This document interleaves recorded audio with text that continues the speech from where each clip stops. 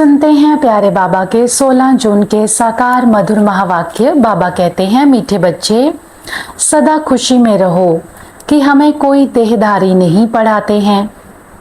अशरीरी बाप शरीर में प्रवेश कर खास हमें पढ़ाने आए हैं। हम सब आत्माओं का टीचर वो विदेही शिव बाबा है जिसकी अपनी कोई देह नहीं है। वो अशरीरी निराकारी अवस्था में रहने वाला बाबा ब्रह्मा बाबा के तन में आकर हम सब आत्माओं को आकर पढ़ा रहे हैं। तो कितनी खुशी होनी चाहिए कि भगवान बाप प्रवेश करके हम आत्माओं को खास पढ़ाने के लिए आया हुआ है। आज की मुरली का प्रश्न है, तुम बच्चों को ज्ञान का तीसरा नेत्र क्यों मिला है? उत्तर है, हमें ज्ञान का तीसरा नेत्र मिला है अपने शांति धाम सुख धाम को देखने के लिए। इन आँखों से जो पुरानी दुनिया मित्र संबंधी आदि दिखाई देते हैं उनसे बुद्धि निकाल देनी है। बाप आए हैं किचड़े से निकाल फूल देवता बनाने, तो ऐसे बाप का फिर रिगार्ड भी रखना है। बाबा तीसरा नेत्र क्यों देते हैं? ताकि हम शांति धाम सुख धाम को देख सकें।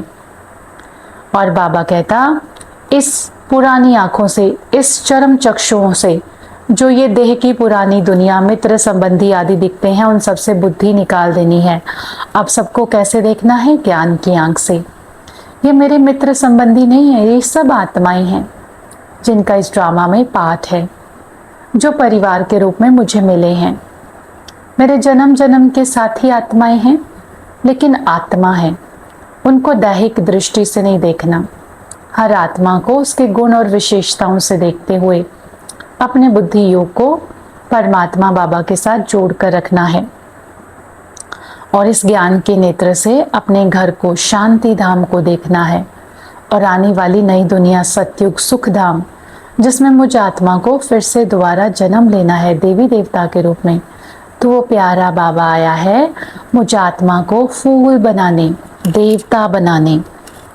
सुनते हैं आज की मुरली का धारणा के लिए मुख्य सार। पहला पॉइंट है, बाबा कहता है, विकर्मों से बचने के लिए बुद्धि की प्रीत एक बाप से लगानी है। इस सड़ी हुई देह का अभिमान छोड़ देना है। पाप कर्मों से बचने के लिए बुद्धि में सदा एक बाबा की याद हो। जब हम अपने आप को देह समझते हैं तो विकार आते हैं मन में, विकारों के वशीभूत आत्मा से विकर्म होते हैं।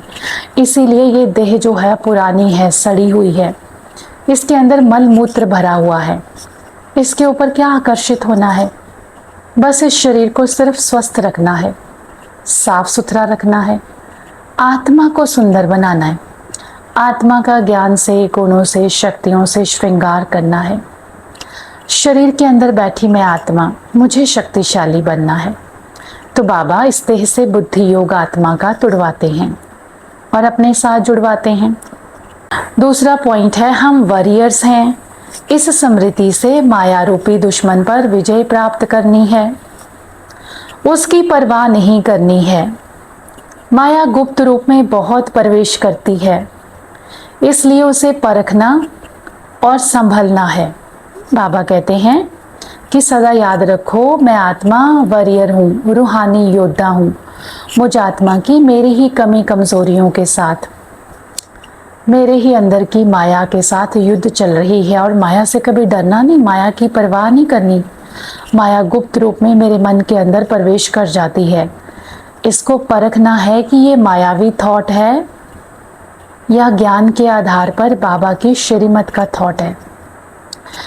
तो जो ज्ञान का थॉट है उसको पकड़ना है, माया के थॉट को छोड़ देना है। माया को परखना है और माया से अपनी संभाल करनी है, ये पुरुषार्थ करना है। वरदान है आज की मुरली का, मनसा वाचा और कर्मणा की पवित्रता में संपूर्ण मार्क्स लेने वाले नंबर 1 आज्ञाकारी भव। मनसा वाचा और कर्मणा की पवित्रता में संपूर्ण मार्क्स लेने वाले नंबर 1 आज्ञाकारी भव। बाबा कहते हैं मनसा पवित्रता, अर्थात संकल्प में भी अपवित्रता के संकल्प इमर्ज ना हो। सदा आत्मिक स्वरूप अर्थात भाई भाई की श्रेष्ठ स्मृति रहे। वाचा में सदा सत्यता और मधुरता हो। कर्मणा में सदा नम्रता, संतुष्टता और हर्षित मुक्ता हो।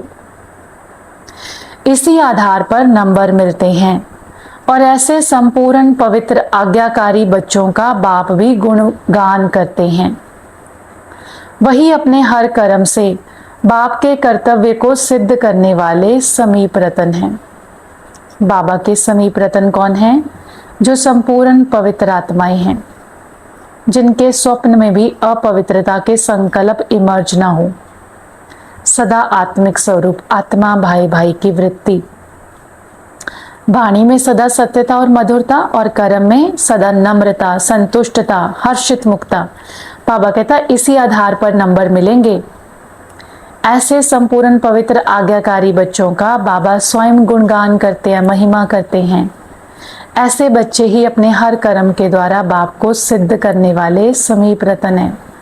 बाबा के समीप बनना है तो मनसा वाचा कर्मणा की फुल प्योरिटी को धारण करना पड़ेगा, नहीं तो बाबा से संपूर्ण प्राप्तियां नहीं मिल पाएंगी। तो संगम युग पर बाबा से पूरा वर्षा लेना, अतीन्द्रिय सुख का अनुभव करना है तो अपनी संपूर्ण पवित्रता को इमर्ज करके रखना है। उसके लिए आत्मिक स्वरूप का अभ्यास और आत्मा भाई भाई की दृष्टि रखनी है।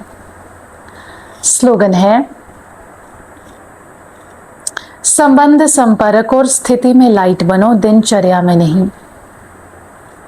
संबंध, संपर्क और स्थिति में लाइट। जब हम दूसरी आत्माओं से इंटरैक्ट कर रहे हैं, उनके साथ सेवा कर रहे हैं, तो व्यवहार में लाइट रहें, दिनचर्या में लाइट नहीं। ऐसे नहीं लाइट का मतलब रिलैक्स रहें, सोते रहें, कोई काम ना करें। बहुत काम करना है, बहुत सेवा करनी है, लेकिन सेवा करते हुए मन हल्का, मन पर कोई बोझ ना हो, कोई स्वभाव संस्कार की टक्कर ना हो किसी के साथ। तो संबंध, संपर्क, स्थिति में लाइट बनो, दिनचर्या में नहीं। अव्यक्त इशारा है, आत्मिक स्थिति में रहने का अभ्यास करो, अंतर्मुखी बनो। बाबा कहते हैं अंतर्मुखी आत्माएं कैसी भी परिस्थिति हो, चाहे अच्छी हो चाहे हिलाने वाली हो, लेकिन हर समय हर सरकमस्टांस के अंदर अपने को एडजस्ट कर लेती हैं। अकेले हो या संगठन में हो, दोनों में एडजस्ट होना, ये है ब्राह्मण जीवन। तो जो अंतर्मुखी है वो सदा सुखी है, वो चाहे भीड़ में है चाहे अकेला है। अंतर्मुखी सदा हर जगह अपने आप को एडजस्ट कर लेता है, चाहे सिचुएशन मेरी फेवरेबल हो, मेरे लिए बहुत अच्छी हो, चाहे सिचुएशन अनफेवरेबल है, विपरीत है, हिलाने वाली है, परिस्थिति सरकमस्टांस ऐसी है। परंतु जो आत्मा अंतर्मुखी है वो हर सिचुएशन के अकॉर्डिंगली अपने आप को एडजस्ट कर लेगी, मोल्ड कर लेगी, अपने आप को चेंज करके सिचुएशन को भी चेंज कर लेगी। लेकिन ये कौन कर पाएगा? जिसका बहुत लंबे समय का आत्मिक स्थिति का अभ्यास नेचुरल होगा, ये वही कर पाएगा और कोई नहीं कर सकता।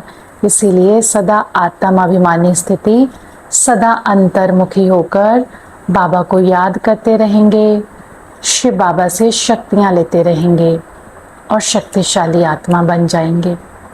प्यारे बाबा का बहुत बहुत शुक्रिया। ओम शांति।